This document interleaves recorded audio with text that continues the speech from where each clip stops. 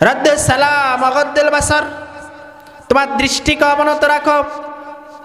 রাস্তা দিয়ে যদি কোনো নারী পুরুষ যায়, নারী হলে কোনো পুরুষের দিকে খারাপ দৃষ্টিতে তাকাবে না। যদি পুরুষ হয় কোনো নারীর দিকে খারাপ দৃষ্টিতে তাকাবে না। গাদ্দুল বাসার, দৃষ্টিকে অবনত রাখো।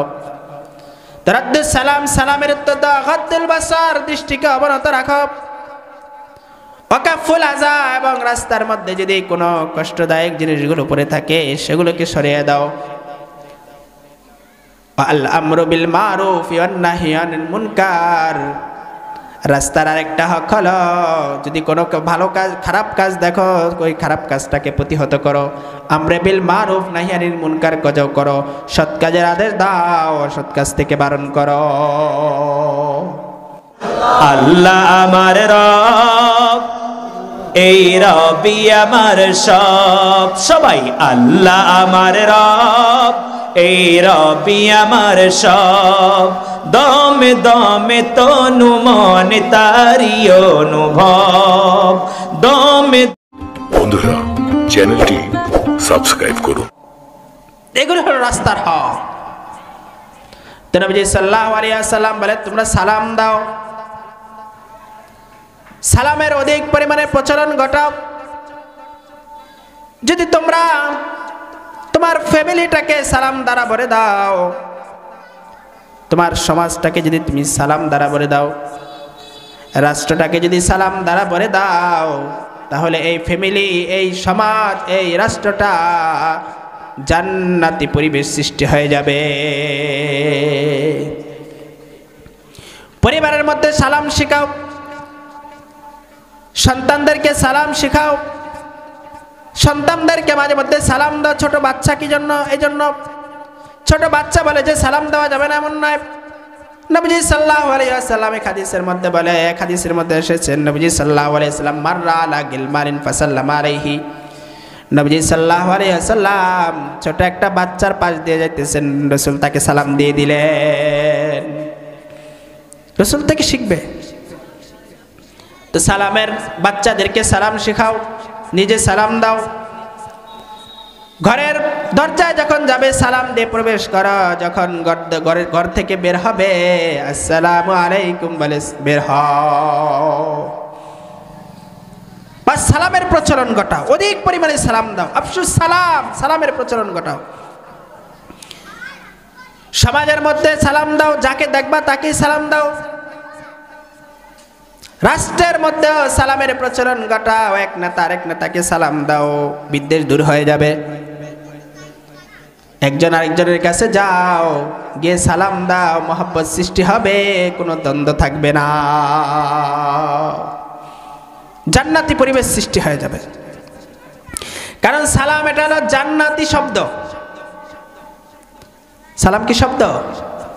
জান্নাতের কথা হবে সালাম। আল্লাহ রাব্বুল আলামিন বলেন লা ইয়াসমাউনা ফিহা লাগওয়াও ওয়ালা কিযাবা, লা ইয়াসমাউনা ফিহা লাগওয়াও ওয়ালা তাসিমা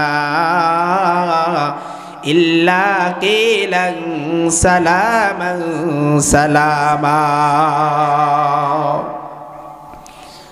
লা ইয়াসমাউনা ফিহা লাগওয়া ওয়ালা তাসিমা, জান্নাতের মধ্যে কোনো অনর্থক কথা শুনবে না, জান্নাতের মধ্যে কোনো খারাপ কথা শুনবে না। ইল্লা কিলান সালামান সালামা, জান্নাতের মধ্যে শুধু সালাম আর সালাম, সালাম আর সালাম, সালাম আর সালাম। একজন আরেকজনকে দেখলি আসসালামু আলাইকুম, একজন আরেকজনকে দেখলি বলা হবে সালামুন আলাইকুম। সুতরাং জান্নাতি পরিবেশ হলো সালামের পরিবেশ। আল্লাহ রাব্বুল আলামিন কিয়ামতের দিন সর্বপ্রথম যখন মানুষের সাথে সাক্ষাৎ করবেন, রব্বুল আলামিনকে দেখে সব মানুষগুলো বলবেন আসসালামু আলাইকুম। আল্লাহ রাব্বুল আলামিন বলেন তাহিয়াতুহুম ইয়াওমা ইয়ালকাউনাহু সালাম। আল্লাহ রাব্বুল আলামিনের সাথে যখনই মানুষগুলো দেখা করবে, মানুষের অভিবাদন থাকবে সালাম, সবাই বলবে আসসালামু আলাইকুম। জান্নাতীরা হিসাব কার্য শেষ হওয়ার পর জান্নাতীদেরকে প্রোটোকল দিয়ে স্বাগতম, শুভেচ্ছা, শুভাগমন বলে বলে জান্নাতের দিকে নিয়ে যাওয়া হবে। যখন জান্নাতীরা জান্নাতের দরজার কাছে যাবে, দেখবে যে জান্নাতের গেটটা আগে থেকেই খুলে রাখা হয়েছে। জান্নাতের দারোয়ান অপেক্ষমান থাকবে কখন জান্নাতি মেহমানগুলো আসবে। আসার সাথে সাথে এসে সালাম বলা শুরু করে দিবে। রব্বুল আলামিন বলেন, ওয়াসিকাল্লাযীনা তাকাউ রাব্বাহুম ইলাল জান্নাতি যুমারা হাত্তা ইযা জাউহা ওয়া ফুতিহাত আবওয়াবুহা ওয়া ক্বালা লাহুম খাযানাতুহা সালামুন আলাইকুম তিবতুম ফাদখুলুহা খালিদিন।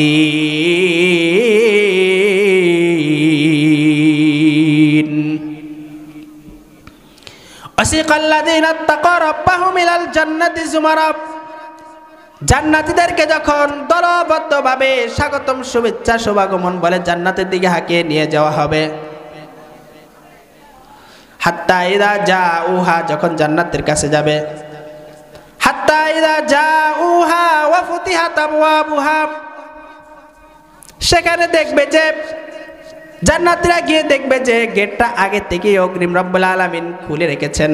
ওয়া ফুতিহাত আবওয়াবুহা ওয়া ক্বালা লাহুম খাযানাতুহা, জান্নাতীদেরকে দেখে জান্নাতের দারোয়ান বলবে, সালামুন আলাইকুম, তোমাদের প্রতি সালাম।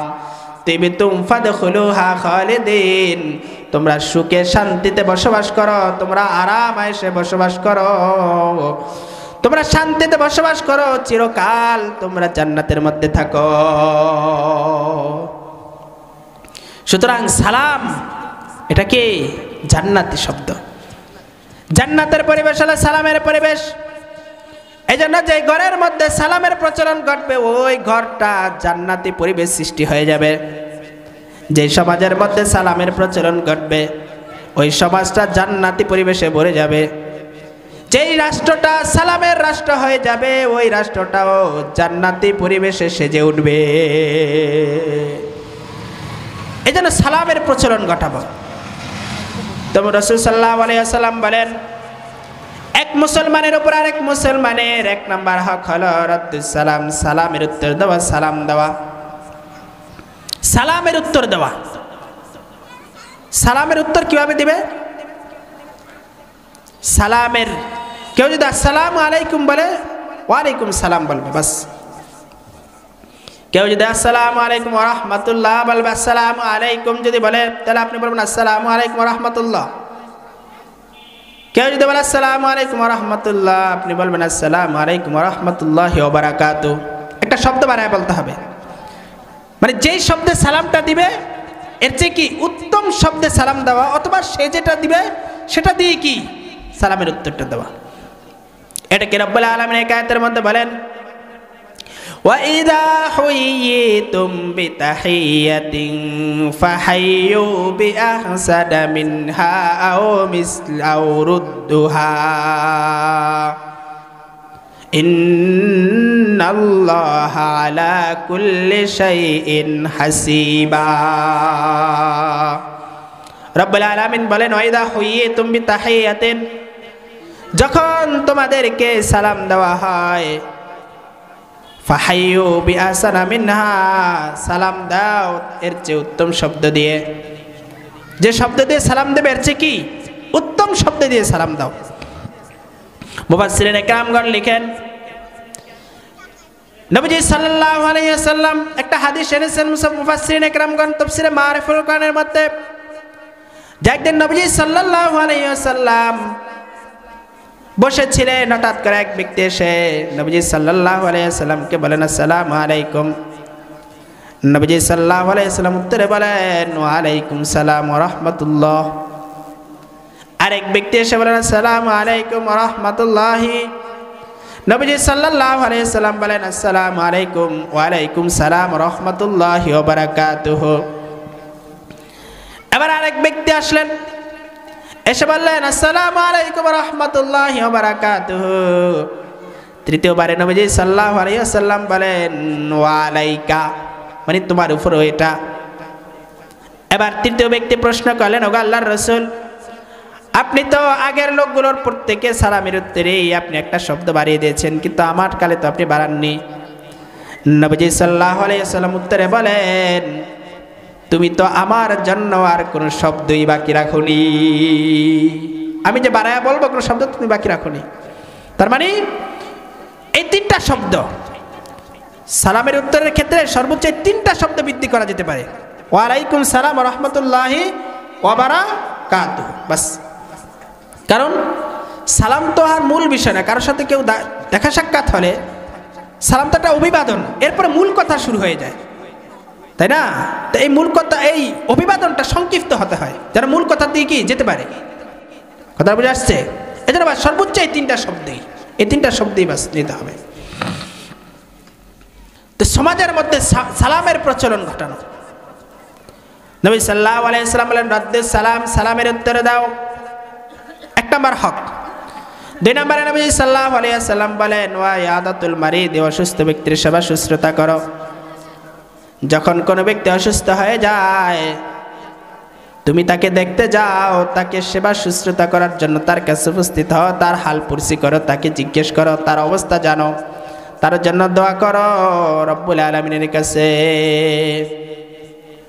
এক হাদিসের মধ্যে নবীজি সাল্লাল্লাহু আলাইহি ওয়াসাল্লাম বলেন ওয়ান সাওবান রাদিয়াল্লাহু তাআলা আনহু قال قال رسول الله صلى الله عليه وسلم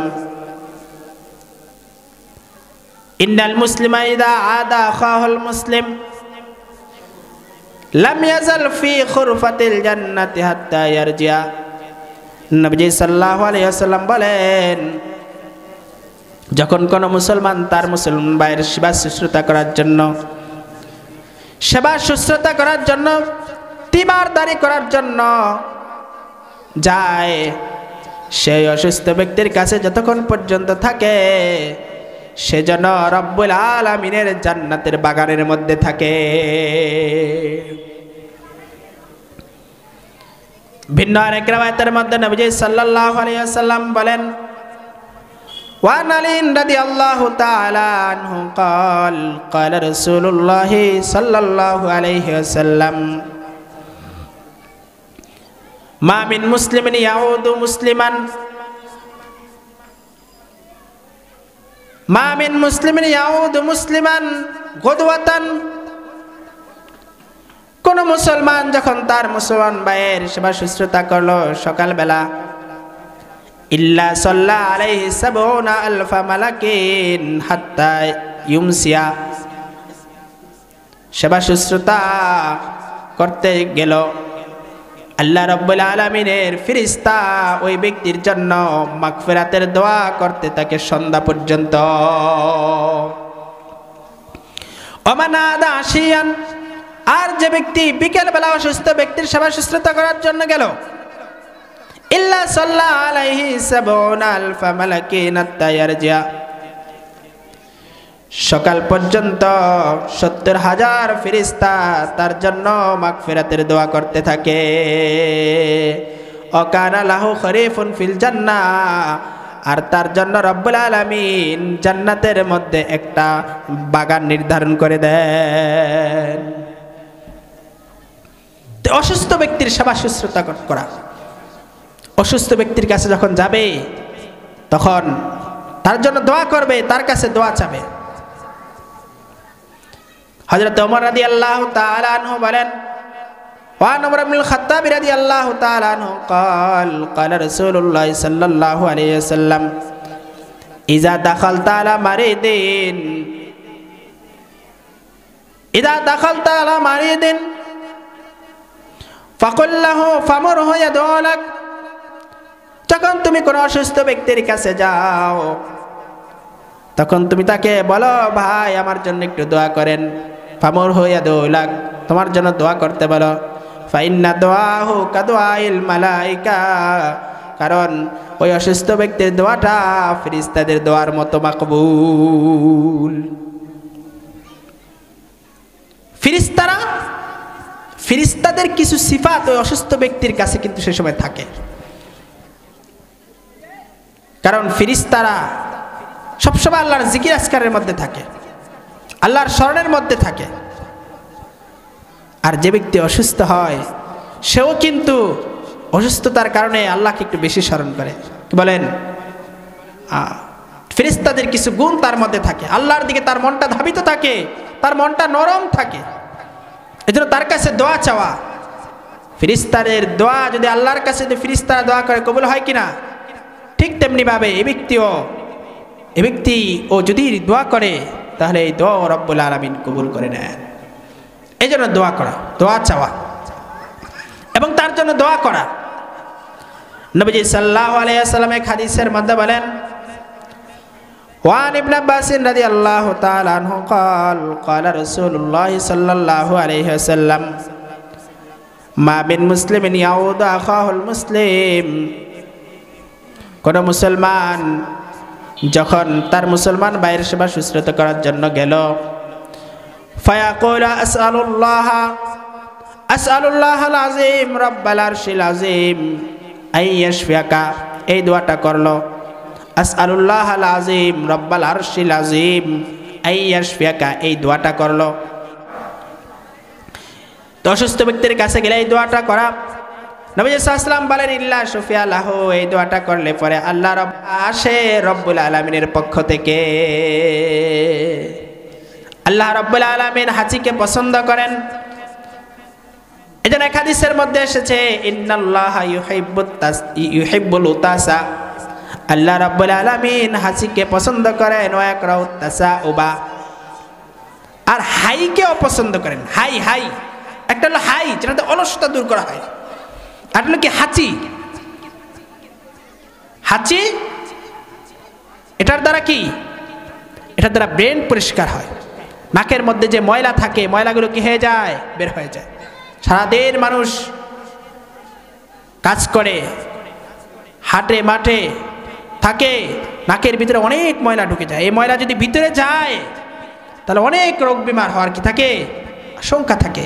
রব্বুল আলামিন দেখেন কত বড় কুদরত, রব্বুল আলামিন নাকের ভিতরে পশম দিয়ে দিয়েছে ছোট ছোট। আপনারা কি চিন্তা করেছেন যে রব্বুল আলামিন কি জন্য পশম দিয়েছেন নাকের মধ্যে?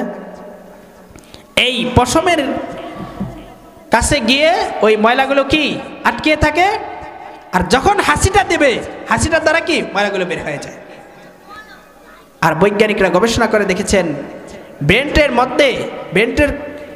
মধ্যে চিকন চিকন রগ রয়েছে, রগের মধ্যে মাঝে মধ্যে বাতাস জমা হয়ে যায়, তার কারণে মাথা জাম হয়ে থাকে। সফর করলে মাথা জাম হয়ে যায় না? হ্যাঁ, যখন হাঁচিটা দেয় এই বাতাসটা কি হয়ে যায়, বের হয়ে যায়। তাহলে এই হাঁচি রব্বুল আলামিনের পক্ষ থেকে আসে। এই হাঁচির উত্তরে কি বলা? আলহামদুলিল্লাহ বলা, মানে সমস্ত প্রশংসা আল্লাহ তাআলার জন্য, এটা রব্বুল আলামিনের পক্ষ থেকে নেয়ামত।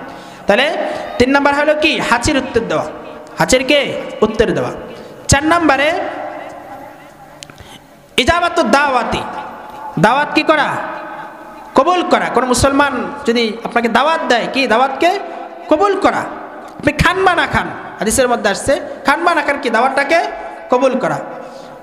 ওয়া ইজাবাতুদ দাওয়াতি ওয়া তাশমিতুল আতিশি, ওয়া ইজাবাতুদ দাওয়াতি ওয়া ইত্তিবাউল জানাইজি, এবং জানাজায় কি হওয়া, উপস্থিত হওয়া, জানাজায় উপস্থিত হওয়া এবং তার দাফন শেষ হওয়া পর্যন্ত কে শরীক থাকা। অনেক অনেক ফজিলত আসছে, সময় তো নেই। আর 6 নম্বরে হলো মুসলমান ভাইয়ের কল্যাণকামী হওয়া। যদি কোনো সুপরামর্শ চায় তাহলে কি সুন্দর পরামর্শ দেওয়া, সুপরামর্শ দেওয়া। তাহলে কয়টা হক হলো? 6টা হক। আল্লাহ রাব্বুল আলামিন আমাদেরকে আমল করার তৌফিক দান করেন, ইসলামের সঠিক নিয়ম